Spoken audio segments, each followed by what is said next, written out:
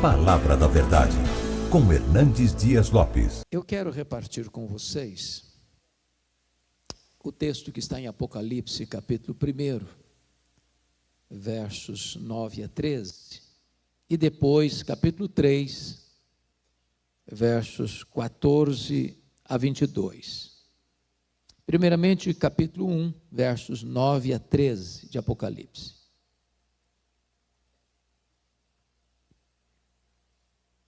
Está escrito o seguinte: Eu, João, irmão vosso, e companheiro na tribulação, no reino e na perseverança, em Jesus achei-me na ilha chamada Patmos, por causa da palavra de Deus e do testemunho de Jesus.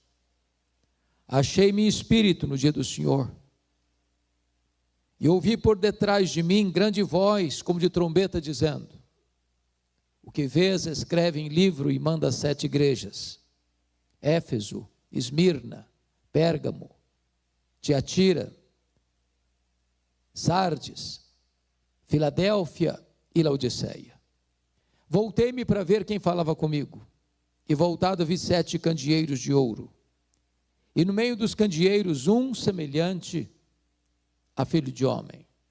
Agora capítulo 3, verso 14. Ao anjo da igreja em Laodiceia escreve: Estas coisas diz o Amém, a testemunha fiel e verdadeira, o princípio da criação de Deus. Conheço as tuas obras, que nem és frio nem quente. Quem dera fosses frio ou quente. Assim, porque és morno, e nem és quente nem frio, estou a ponto de vomitar-te da minha boca, pois dizes: Estou rico e abastado, e não preciso de coisa alguma.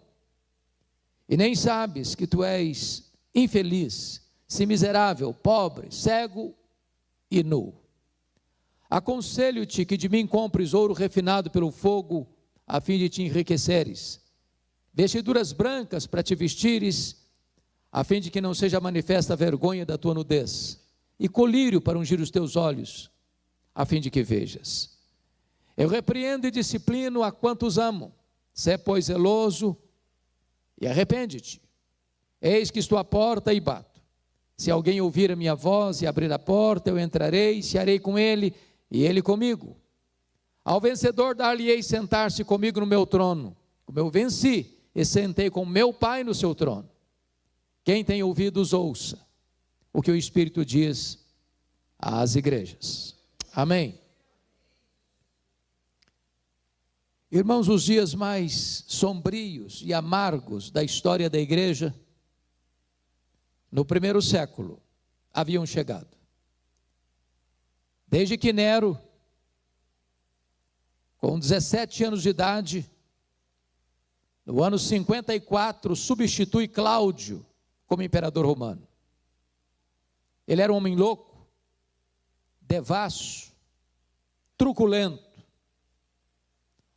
que mandou matar sua própria mãe. Desde que ele assumiu o governo, é que as nuvens escuras, preanunciando uma terrível tempestade, se formaram no horizonte. 10 anos depois, precisamente no dia 17 de julho do ano 64, uma grande tragédia acontece. A maior, mais poderosa, mais populosa cidade do mundo, a cidade eterna, Roma, capital do império, foi criminosamente incendiada. Foram 7 noites e 6 dias de incêndio, de 17 de julho a 24 de julho. Nero assistia este horrendo espetáculo, vestido de ator, tangendo a sua lira, do alto da torre de Mecenas. Quando o incêndio acabou, dos 14 bairros de Roma, 10 tinham sido devastados pelas chamas. Os 4 bairros que não foram devastados, densamente povoados por judeus e cristãos, dão a Nero um álibi para botar a culpa do incêndio de Roma nos cristãos. E começa um verdadeiro massacre sobre os cristãos. Eles foram crucificados, queimados vivos. Faltou madeira para fazer cruz, tamanha quantidade de crentes crucificados em Roma. Quando não tinha mais madeira para fazer cruz, os crentes eram amarrados em postes, cobertos de piche e queimados vivos para iluminar as noites de Roma. Chega o ano 66, explode a guerra judaica em Israel, mormente em Cesareia Marítima, quando uma sinagoga judaica fora profanada e os zelotes, que nunca foram concordantes com o governo de Roma e Israel, se rebelaram. Roma manda para lá o general Tito para tentar contornar aquele motim. Ano 68, Nero é deposto pelo Senado romano e comete suicídio. Ano 70, a rebelião em Israel está incontrolável. O general Tito cerca Jerusalém, invade Jerusalém, destrói o templo de Jerusalém, arrasa a cidade de Jerusalém e promove a maior dispersão dos judeus de todos os tempos, desde o ano 70 a 14 de maio de 1948, quando Israel retorna ao seu território. Nesse mesmo ano 70, Vespasiano inaugura em Roma o Coliseu Romano, o Anfiteatro da Morte, que em 100 dias de inauguração, mais de 10 mil crentes foram mortos com requintes de crueldade, enrolados em peles de animais e jogados na arena, para os cães morderem, para os touros pisotearem e para os leões esfaimados da Líbia devorarem. Um verdadeiro massacre. Ano 81, assume o governo de Roma Domiciano. Ele é chamado de segundo Nero ou Nero Redivivo, pela maneira truculenta com que ele perseguiu os cristãos. Este foi o primeiro imperador romano a arrogar para si o título de Senhor e Deus. Foi este imperador que deporta o apóstolo João, então pastor da igreja de Éfeso, para a ilha vulcânica do Mar Egeu, uma colônia penal, a ilha de Patmos. Vale destacar que a essas alturas, todos os demais apóstolos já estavam mortos, e mortos pelo viés do martírio. João era o último representante do colégio apostólico, e certamente o propósito de Domiciano era calar a sua voz, era jogar uma pá de cal na igreja já tão sofrida. João então é levado, já no final da sua jornada pastoral, para esta ilha, onde ele ficou solitário, sozinho. Todas as portas se fecharam para ele na terra. Entretanto, quando todas as portas se fecharam para ele na terra, Deus abriu-lhe uma porta no céu e disse: sobe para aqui, e eu te mostrarei, não as coisas que talvez aconteçam, não as coisas que podem acontecer, eu te mostrarei as coisas que devem acontecer. Na verdade, os homens acham e pensam que eles estão no controle da história, mas quem tem as rédeas da história é o Deus Todo-Poderoso. Aquilo que parecia ser o ponto final da história da igreja, e seria a pá de cal que haveria de sepultar as esperanças da igreja, foi a porta da esperança, porque ali Deus se revela a João e mostra o seu plano para a história se consumando na gloriosa segunda vinda do Senhor Jesus Cristo. Era um dia de domingo, era o dia do Senhor, quando João escuta atrás dele uma voz como de trombeta dizendo: que vês, escreve em livro e manda às 7 igrejas: Éfeso, Esmirna, Pérgamo, Tiatira, Sardes, Filadélfia e Laodiceia. Quando ele se volta para ver quem falava com ele, ele não vê quem falava com ele, ele vê os 7 candeeiros de ouro, ele vê as 7 igrejas, e no meio das igrejas um semelhante a filho de homem. Na verdade, o mundo só pode ver Jesus na igreja e através da igreja. Mas o Cristo que João vê não é mais aquele Cristo dobrado sobre os seus joelhos, angustiado até a morte, chorando e sangrando. O Cristo que João vê não é o Cristo cuspido e esbordoado do sinédrio judaico. O Cristo que João vê não é o Cristo vilipendiado e espancado do pretório romano. O Cristo que João vê não é aquele que caminha em zangue debaixo do lenho maldito pelas apinhadas ruas de Jerusalém, sob os apupos e vaias de uma multidão ensandecida.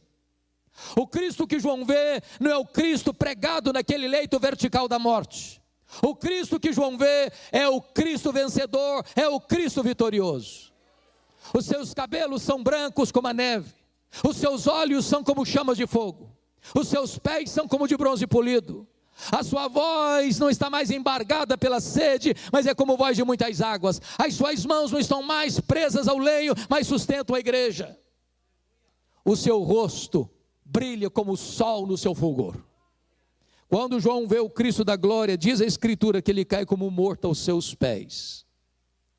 E o Senhor põe a mão direita sobre ele, diz: não temas, João, eu sou o primeiro e o último.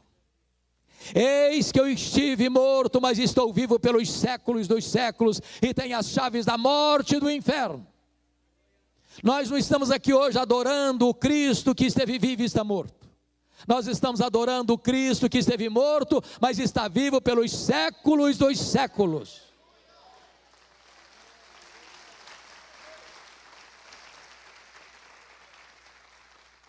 O capítulo 1, verso 13, nos informa que João vê o Cristo glorioso no meio da igreja, ou no meio das igrejas. E eu quero dizer a você, e eu creio firmemente nisso, e certamente você também, que Jesus está aqui entre nós nesta noite. É porque Ele está aqui que nós viemos aqui.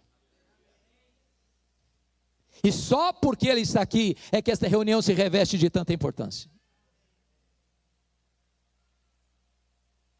Mas diz o capítulo 2, versículo 1, que João não o vê apenas no meio dos candeeiros. Agora João o vê andando no meio dos candeeiros. Eu quero dizer para você que Jesus está aqui andando entre nós, para nos sondar, para nos exortar, para nos corrigir, para nos disciplinar, para nos consolar, para nos fazer promessas. E é curioso que na medida que Jesus vai andando no meio das 7 igrejas, há um estribilho que se repete em todas elas.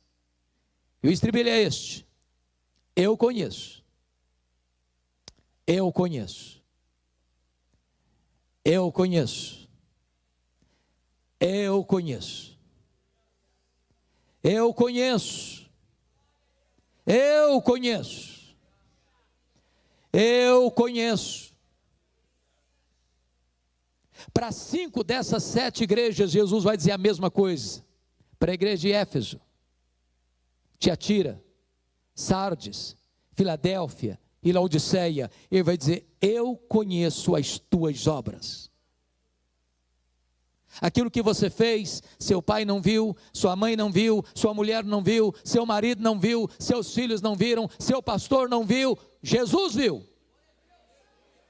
Aquilo que você fechou a porta e apagou a luz, Ele estava lá. Nada pode ficar oculto aos olhos daquele que sabe todas as coisas e cujos olhos são como chamas de fogo. Mas para a igreja de Esmirna, a mais pobre igreja da Ásia, Jesus vai dizer uma outra coisa. Ele diz assim: eu conheço a tua tribulação e a tua pobreza, mas tu és rico. Isso é consolador, porque eu preciso lhe dizer que Jesus conhece as dores que pulsam na sua alma, que latejam no seu coração. Jesus conhece os dramas que você vive, talvez não compartilhados, as lágrimas que correm por dentro, o sofrimento que talvez você só divide com o seu travesseiro. E Ele sabe o que você está passando, Ele sabe a luta que você está vivendo, Ele conhece a tua tribulação. Mas Jesus me choca no conceito de igreja, porque para a igreja mais pobre da Ásia, diz: eu conheço a tua pobreza, mas tu és rico. E você e eu temos uma noção do que seja uma igreja rica. O que é uma igreja rica para nós hoje? Qual é o nosso conceito? É uma igreja que tem muitos membros, é uma igreja que tem um templo suntuoso, é uma igreja que tem um orçamento robusto, é uma igreja que tem muita gente influente na sociedade. Esse é o conceito humano de uma igreja rica. Mas Jesus está dizendo que a igreja de Esmirna é pobre na terra, mas rica no céu. É pobre aos olhos dos homens, mas é rica aos olhos de Deus. É pobre financeiramente, mas é rica espiritualmente. Curiosamente, para a igreja mais rica da Ásia, a igreja de Laodiceia, que dizia: estou rica, abastada, não preciso de nada, Jesus olha para essa igreja e faz um outro diagnóstico: não, tu és pobre, miserável, cega e nua. O que importa para a igreja não é ser rica aos olhos dos homens, mas é ser rica aos olhos de Deus.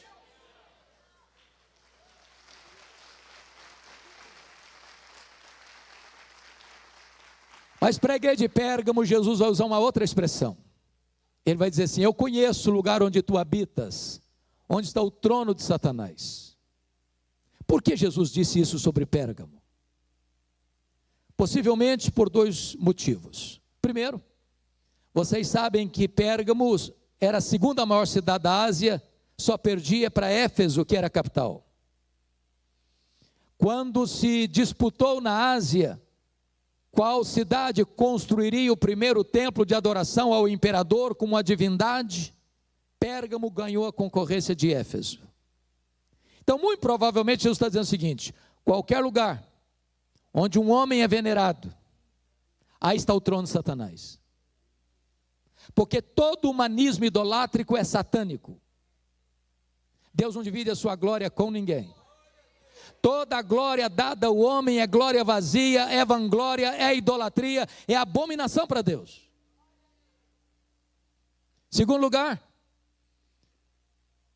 Pérgamo hospedava o culto de Esculápio. Esculápio era conhecido como Deus da cura. Caravanas vinham a Pérgamo constantemente, buscando neste Deus pagão, neste ídolo pagão, cura. É por isso que até hoje, quando você vai ao seu médico, você vai ver bordado no jaleco branco de seu médico uma serpente. A serpente era a representação de Esculápio. Esse ídolo tinha o formato, a forma de uma serpente. Isso vem de Pérgamo. Isso vem do culto a Esculápio. E o que Jesus possivelmente está dizendo é o seguinte: qualquer lugar onde um homem fabrica uma imagem, fabrica um ídolo, e se prostra diante dele, aí está o trono de Satanás. O ídolo é nada. Ele é gesso, ele é pau, ele é pedra, ele é mármore, ele é ouro, ele é prata. Mas o apóstolo Paulo diz que o que está por trás do ídolo são os demônios. Mas o que é maravilhoso é que onde Satanás tem um trono, aí Jesus planta uma igreja para adorar o Rei dos Reis e o Senhor dos Senhores. O Senhor Jesus está andando no meio dos candeeiros. E na medida que ele anda no meio das 7 igrejas, ele tem elogio a fazer e ele tem censura a fazer. Para 2 igrejas, apenas elogios, nenhuma censura. Para quais igrejas? Para Esmirna, a mais pobre, e para Filadélfia, a mais fraca. Jesus disse para a igreja de Filadélfia: eu conheço as tuas obras, tu tens pouca força, mas eu coloquei diante de ti uma porta aberta. A porta que eu abro ninguém fecha, e a porta que eu fecho ninguém abre. O que é importante para a igreja não é ser forte de acordo com as categorias humanas, mas fiel ao Deus Todo-Poderoso. Mas para 4 igrejas, Jesus Cristo vai fazer elogios e fazer censuras. Para a igreja de Éfeso, Jesus elogia a firmeza doutrinária daquela igreja, que resistiu e recusou e rejeitou os falsos apóstolos, que não sendo apóstolos diziam-se como tais. E diz a Bíblia que a igreja de Éfeso rejeitou as falsas doutrinas que estavam chegando. Diz a Bíblia que Éfeso também tinha uma ética irretocável, porque odiava as obras dos nicolaítas. Os nicolaítas ensinavam ou induziam as pessoas à prostituição. A igreja de Éfeso era uma igreja que perseverou apesar da perseguição sofrida. E Jesus elogia isso. E aqui Jesus está nos ensinando algo maravilhoso, irmãos. Uma igreja só pode agradar a Jesus se ela é fiel à palavra de Deus. Nós não temos o direito de abrir mão da verdade para atrair as pessoas, ou pregar uma mensagem mais palatável para agradar as pessoas. A igreja, para agradar a Jesus, ela precisa ser rigorosamente fiel à palavra de Deus e zelosa das verdades eternas e imutáveis. Mas Jesus diz algo para esta igreja: eu tenho uma coisa, porém, contra ti, é que tu abandonaste o teu primeiro amor. Agora preste atenção nisso. Às vezes, na defesa da verdade, uma igreja pode perder a piedade. Mantendo a ortodoxia, ela pode perder o fervor. E eu preciso lhes dizer que a ortodoxia, a sã doutrina, é boa, inegociável, absolutamente importante. Mas a ortodoxia morta mata. Há pessoas que, embora mantenham uma ortodoxia intacta, estão áridas como um deserto e secas como um poste. Nós não podemos separar o que Deus uniu: teologia e ética, doutrina e vida, credo e conduta. Nas palavras de Jonathan Edwards, nós precisamos ter luz na cabeça e precisamos ter fogo no coração. Mas notem comigo a igreja de Tiatira, que é o inverso de Éfeso. Jesus elogia a igreja de Tiatira porque agora, quando escreve, ela tem mais fé, mais amor e mais obras do que outrora. Mas Jesus diz: eu tenho uma coisa contra ti, é que tu toleras esta falsa profetisa Jezabel. Então vamos entender isso. Éfeso tinha doutrina, mas não tinha amor. Tiatira tinha amor, mas não tinha doutrina. O que significa isso? Nós poderíamos ser a igreja mais popular, a igreja mais acolhedora, a igreja mais vigorosa de comunhão da cidade. Mas se nos faltar a sã doutrina, esta igreja não agrada a Jesus. As duas coisas caminham juntas: a verdade e o fervor, a fidelidade a Deus e a comunhão, a palavra no centro e o amor regando os relacionamentos. Mas Jesus se dirige à igreja de Pérgamo e ele tem um elogio a fazer. Naquela igreja tem gente fiel ao Senhor, a ponto de, está escrito aí, que Antipas, o líder da igreja, ter dado a sua vida por sua fidelidade a Cristo. Ele foi martirizado. E aí o texto não diz, mas a história diz que Antipas morreu carbonizado dentro de um boi de bronze encandecido. Mas nesta mesma igreja que tem gente morrendo pela sua fé, tem gente flertando com as doutrinas de Balaão, vivendo uma vida mundana. Meus irmãos, Deus tem me dado a bênção de percorrer o Brasil. Já preguei mais de 1.500 igrejas das mais diversas denominações na nossa pátria. E de vez em quando as pessoas me fazem perguntas. E uma pergunta muito comum é esta: pastor, qual a avaliação que o senhor faz da igreja evangélica brasileira? A segunda pergunta que é comum fazer, sabendo que eu sou um pastor presbiteriano, é perguntar: qual a avaliação que o senhor faz da denominação presbiteriana? Às vezes a pergunta é mais específica: qual a avaliação que o senhor faz da igreja que o senhor é pastor?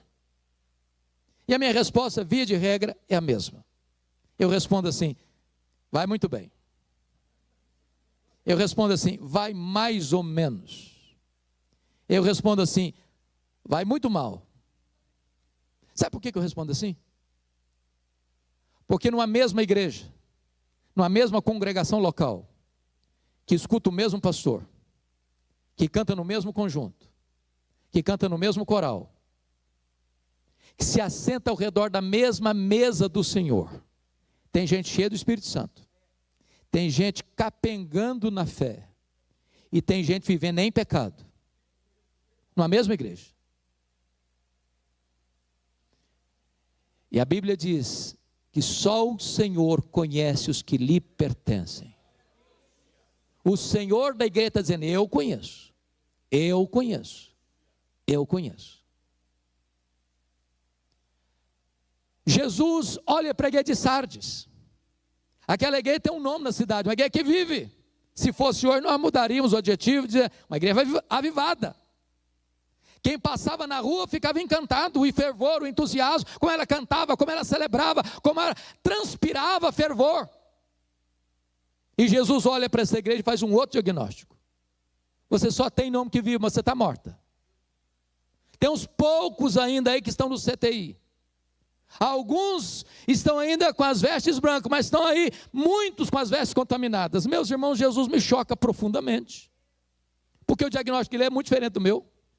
Eu não consigo ver direito. Para a igreja que diz que é pobre, Jesus, não, você é rica. Para a igreja que diz que é rica, Jesus, olha, não, você é pobre. Para a igreja que diz que é viva, Jesus, olha, não, você está morta. Para a igreja que é fraca, Jesus, não, eu coloquei diante de você uma porta aberta. Então o importante não é o que você pensa a seu respeito. O que é importante não é o que as pessoas dizem a seu respeito. O que é importante é o que Jesus diz a seu respeito. Jesus não tem uma opinião, Jesus tem o diagnóstico. Eu conheço. Agora eu peço que você vá comigo para o capítulo 3, 14 a 22, porque algo muito curioso está aqui. Para uma igreja, para a igreja de Laodiceia, não tem nenhum elogio de Jesus, apenas censura. E o que mais me choca aqui é a melhor igreja na sua autoavaliação. Aquela igreja, ao receber uma espécie de questionário espiritual, ela foi ticando cada item e dando nota máxima para ela mesma. Aquela igreja foi capaz de se reunir num grande coral e bater palmas para ela mesma. E fazer depois uma espécie de solo coletivo, se é que isso é possível. Cantando o hino Quão Grande És Tu diante do espelho. E Jesus olha para essa igreja e não encontra nada para elogiar. E esse texto pode ser dividido em 3 partes muito fáceis de compreender. Primeiro, nos versos 15 a 17, Jesus faz um diagnóstico. Segundo, nos versos 18 a 20, Jesus faz um apelo. Terceiro, nos versos 21 e 22, Jesus faz uma promessa. Diagnóstico, apelo, promessa. Talvez você pergunte assim, pastor, por que Jesus usou as figuras que usou nesta carta? Por exemplo, quente, morno, frio, ouro puro, vestes brancas, colírio. Será que foi casual?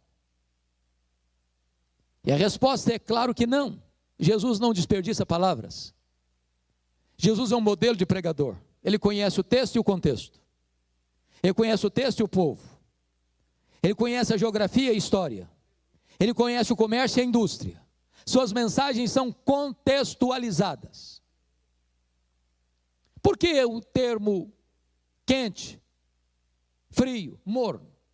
Vocês bem sabem que a cidade de Laodiceia ficava às margens do rio Lico. E essa era a região mais rica da Ásia Menor. Vocês sabem também que havia ali uma espécie de região metropolitana, 3 cidades, 9 quilômetros, uma distante da outra. Laodiceia, Colossos e Hierápolis. Quando você vai hoje na Turquia asiática visitar essas cidades, você vai notar que lá em Laodiceia, ainda hoje, nas ruínas, você vai ver um monte de rochas calcárias brancas, chamado Castelo de Algodão, de onde brotam águas quentes, tépidas, aliás, quentes, verdadeiramente quentes, onde as pessoas vão até hoje tomar banhos terapêuticos. É a nossa Caldas Novas brasileira. Só que do outro lado do rio Lico ficava Colossos, também uma cidade importante naquela época, que tinha fontes de águas frias, geladas, também terapêuticas. Mas Laodiceia, a maior cidade metropolitana, não tinha fontes nem de águas quentes, nem de águas frias. As águas chegavam por aquedutos das montanhas e chegavam mornas, tépidas, impróprias para beber e impróprias para o uso terapêutico. Jesus pega esse gancho E diz para a igreja: quem dera tu fosses quente como as águas de Herápolis, quem dera fosses frio como as águas de Colossos, mas porque tu és morna como as águas que chegam na cidade, eu estou a ponto de vomitar-te da minha boca. Por que ele pega a ideia do ouro puro? Laodiceia era a cidade dos banqueiros, dos endinheirados. Para vocês terem uma ideia, no ano 46 depois de Cristo, acontece um terremoto naquela região metropolitana, e Herápolis e Colossos nunca se recompuseram, foram reconstruídas, mas Laodiceia não apenas se reconstruiu, mas não precisou de dinheiro de Roma para a reconstrução. Os homens endinheirados da cidade reconstruíram a cidade. Aí Jesus está dizendo: vocês se orgulham do ouro que vocês têm, mas espiritualmente vocês estão pobres e miseráveis. Por que ele usa a figura das vestes brancas? Porque Laodiceia era o maior centro têxtil da Ásia Menor. A lã negra era, naquela época, um dos produtos mais cobiçados em toda a Ásia Menor, produzida em Laodiceia. O que o texto está dizendo é o seguinte: Jesus está dizendo para eles: vocês se orgulham das suas fábricas de roupas, mas espiritualmente vocês estão nus. Por que ele usa a figura do colírio? Porque Laodiceia era o maior centro oftalmológico da Ásia Menor. Havia um remédio quase milagroso ali chamado de pó frígio. E Jesus está dizendo: vocês se orgulham das suas clínicas de tratamento de olhos, mas espiritualmente vocês estão cegos. O que Jesus está fazendo? Um diagnóstico. Agora eu chamo a sua atenção para esse ponto. Quando eu leio as 7 cartas, isso me choca muito. O que me impressiona não é o que Jesus vê, é o que ele não vê. Porque se você percebe nas 7 cartas, não há nesta igreja que só provoca náuseas em Jesus e não tem nada para elogiar. Jesus não faz nenhuma denúncia doutrinária. Não tem falsos apóstolos, não tem falsos profetas, não tem falsos mestres, não tem doutrina de Balaão, não tem doutrina de Nicolaíta, não tem doutrina de Jezabel. A igreja de Laodiceia, diríamos hoje, era uma igreja ortodoxa, sadia teologicamente, mas está provocando náuseas em Jesus. Leia as 7 cartas, e você não terá nenhuma denúncia de Jesus de problemas morais. Tem problemas morais em Pérgamo, tem problemas morais em Tiatira, tem problemas morais em Sardes. A igreja de Laodiceia não recebe nenhuma censura moral. Diríamos hoje, é uma igreja eticamente saudável. Ela tinha um bom conceito lá fora e um bom conceito aqui dentro, mas está causando náuseas no Senhor Jesus. Leia as 7 cartas, e vocês não verão qualquer sinal de pobreza material nessa igreja. Tinha pobreza material em Esmirna, tinha pobreza material em Filadélfia. Eu acho que os teólogos da prosperidade não fariam sucesso lá, porque todo mundo já era próspero. Mas essa igreja que é próspera financeiramente está provocando náuseas no Senhor Jesus. Leia as 7 cartas, e vocês verão que tem perseguição política em Éfeso, tem perseguição religiosa em Pérgamo. Mas a igreja de Laodiceia está em paz, no mundo em convulsão, em paz, mas está provocando náuseas no Senhor Jesus. Agora deixa eu lhe dizer uma coisa: se você e eu morássemos naquela região, naquele tempo, sabe qual é a igreja que nós gostaríamos de ir e levar nossa família? Para a igreja de Laodiceia. Era a melhor igreja, aos olhos da sociedade e aos olhos dela mesma. Mas então o que é que Jesus viu nessa igreja que lhe trouxe tanto desconforto? Uma coisa só: falta de fervor espiritual. Colocar a vida espiritual no piloto automático. As coisas estão acontecendo, está indo tudo muito bem, todas as coisas estão no lugar certo, mas não tem mais fervor, não tem mais entusiasmo, não tem mais alegria, não tem mais brilho nos olhos, não tem mais coração aquecido, não tem mais quebrantamento, não tem mais sede de Deus, não tem mais fervor na oração, não tem mais prazer nas vigílias, não tem mais paixão pelas almas. As coisas estão acontecendo, mas sem qualquer vibração espiritual. Falta avivamento.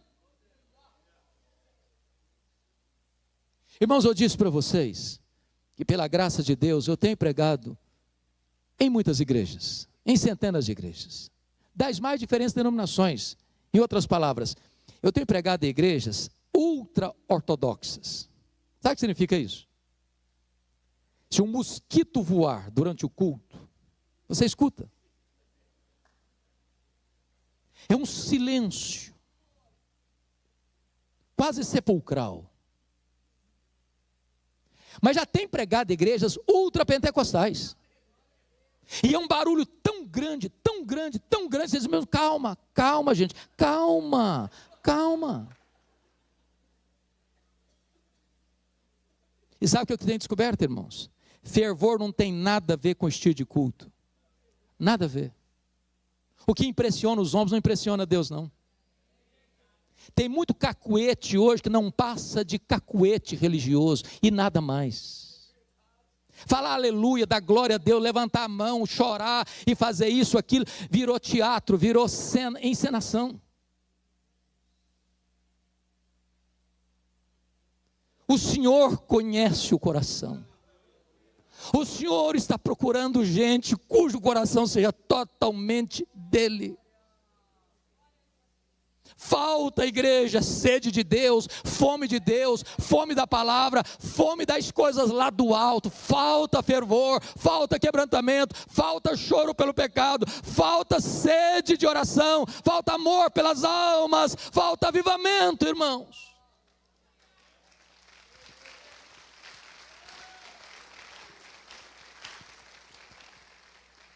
Não tem nada que choca e machuca mais o coração do terno e doce, amado Salvador Jesus, do que uma igreja sem fervor espiritual. Por isso ele vai fazer um apelo. E ele começa o apelo no verso 18 de uma maneira muito curiosa. Aconselho-te que de mim compres ouro refinado pelo fogo para te enriqueceres, vestiduras brancas para te vestires, a fim de que não seja manifesta a vergonha da tua nudez e colírio para ungir os teus olhos a fim de que vejas. Note você que ele se apresenta como um mascate. Um vendedor ambulante. Ele tem um produto para vender e o preço é de graça. E o produto é essencial. Mas ele está nos dando uma pista, nos dando a solução. Aconselho-te que tu compres de mim. Que tu compres de mim. Que tu compres de mim.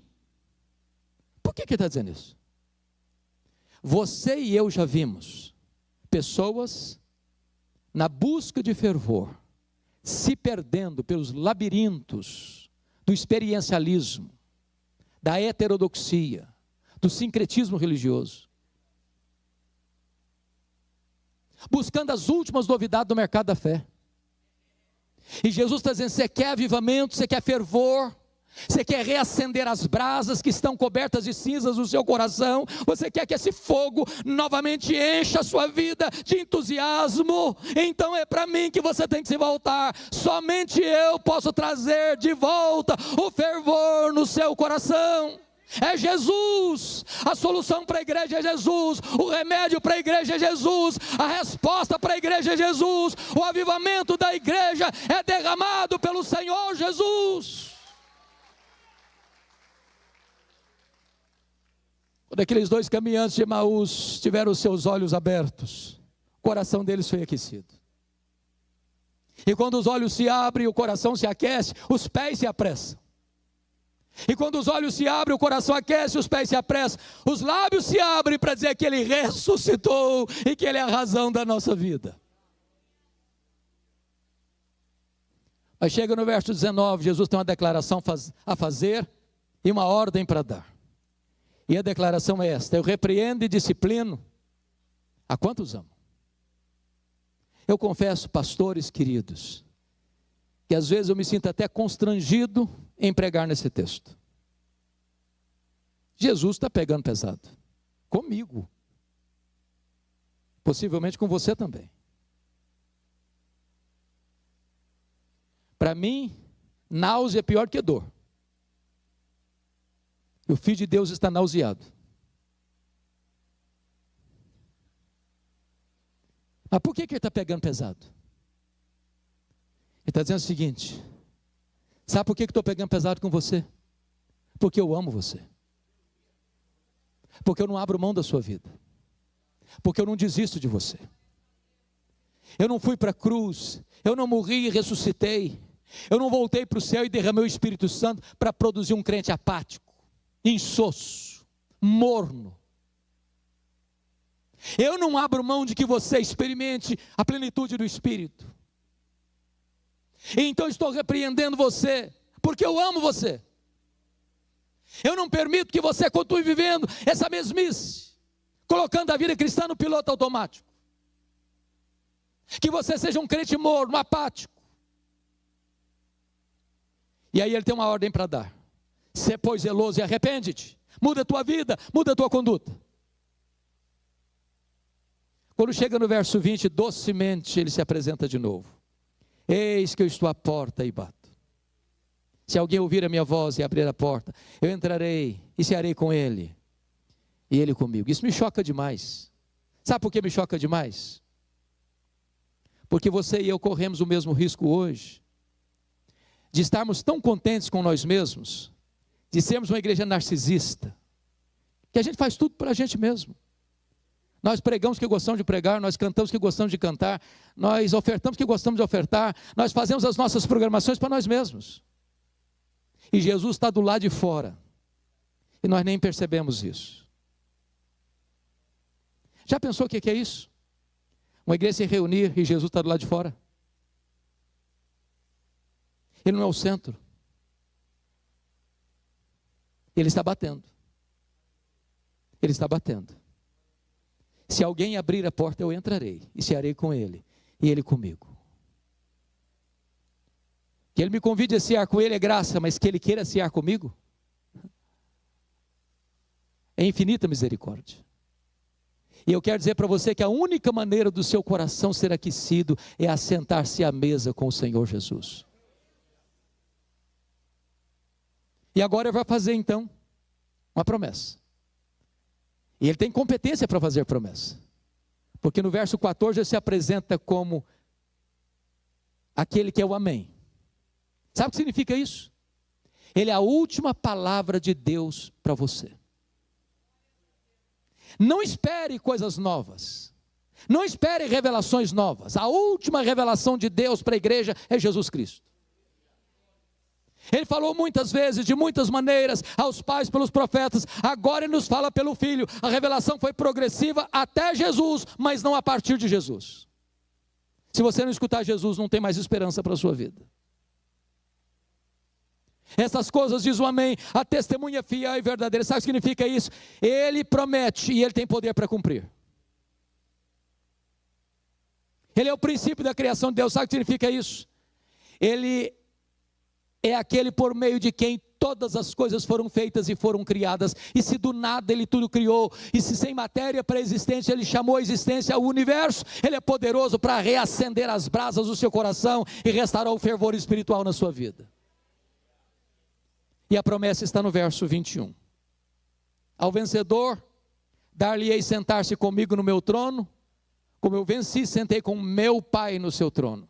Sabe o que ele está nos ensinando? Para uma igreja que gostava tanto de dinheiro, Jesus está dizendo: tem coisa melhor, eu tenho o trono. Mas quem se assentará publicamente no trono com Jesus? Quem se assentou intimamente à mesa com ele. E então ele termina dizendo: quem tem ouvidos, ouça o que o Espírito diz às igrejas. Agora em outubro, 31 de outubro, nós comemoraremos 505 anos de reforma protestante. Nos 500 anos eu fui à Europa, estava lá na Alemanha, no dia 31 de outubro. E eu confesso a vocês que a Europa não tem muito o que celebrar. O continente europeu hoje é considerado um continente pós-cristão. As igrejas estão morrendo. Os templos estão vazios. Você vai para a Holanda, até 1960, a Holanda tinha os seus templos lotados de adoradores. Você vai à Holanda hoje, os templos estão lá, mas vazios. Vamos para a Escócia, berço do presbiterianismo. De John Knox, que orava e chorava e dizia: dá-me a Escócia para Jesus, senão eu morro. Entramos num dos templos mais belos de Edimburgo, perto do castelo. E quando eu entrei, não tinha banco nem púlpitos, nem púlpito, era um bar. O templo agora era um bar. Saímos dali, fomos para a Inglaterra. A Inglaterra dos grandes avivamentos, George Whitefield, John Wesley, William Carey, William Wilberforce, John Charles Ryle, Charles Haddon Spurgeon, Mark Lloyd Jones, John Stott. Hoje a Inglaterra tem menos de 4% da sua população frequentando um templo evangélico. Os templos estão sendo vendidos, transformados em mesquitas muçulmanas, em bares, em museus, em boates. Você vai para os Estados Unidos, América do Norte, Canadá, Estados Unidos, e você vai perceber que as grandes denominações estão perdendo milhares e milhares de membros todos os anos, todos os anos, todos os anos. O liberalismo teológico entrou nos seminários e disseminou ceticismo, e as igrejas estão morrendo. Recentemente eu estive pregando numa conferência em Nova York, e fui após essa conferência pregar numa igreja Assembleia de Deus, e o pastor me levou num período de 30 minutos de carro, me mostrou 11 templos vazios que estavam sendo vendidos. Não tinha mais gente para frequentar. Por que que as igrejas estão morrendo na Europa? Porque elas não ouviram o que o Espírito Santo disse a elas. Por que que as igrejas estão morrendo na América do Norte? Porque eles não ouviram o que o Espírito Santo diz a eles. Mas não é só lá não, aqui também, irmãos. Aqui também. Nós temos denominações inteiras aqui no Brasil que já se renderam ao liberalismo. Seminários que não creem mais que a Bíblia é a palavra de Deus. E eu posso lhes dizer, qualquer igreja que subscreve o liberalismo, no mesmo dia, ela assina o seu atestado de óbito.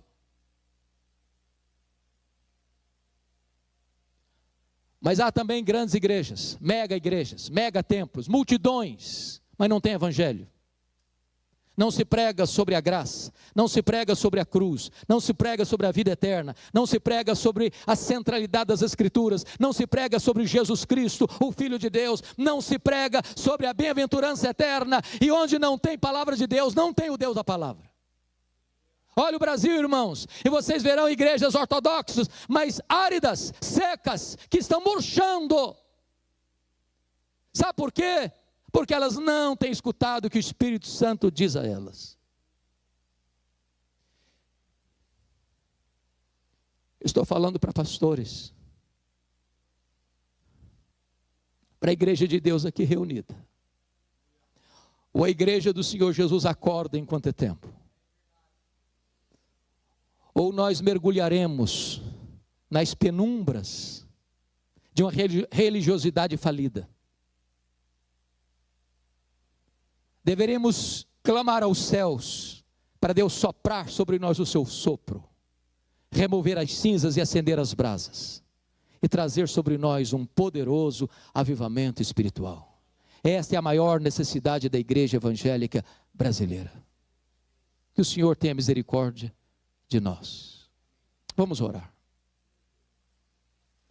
Se você hoje quer isso, precisa disso e anseia por isso, eu queria convidar você para vir aqui à frente. Nós vamos pedir a Deus que o Senhor sopre sobre nós o seu sopro e traga sobre nós um despertamento espiritual. Se você deseja vir, vem aqui à frente, nós vamos orar juntos.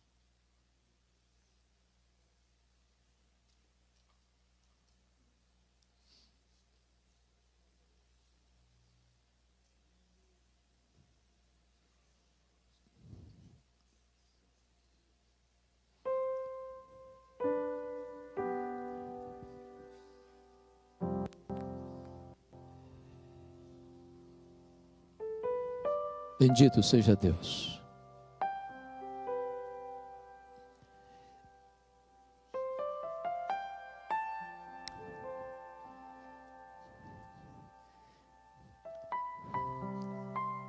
Ó Deus de toda graça, Pai de nosso Senhor Jesus Cristo,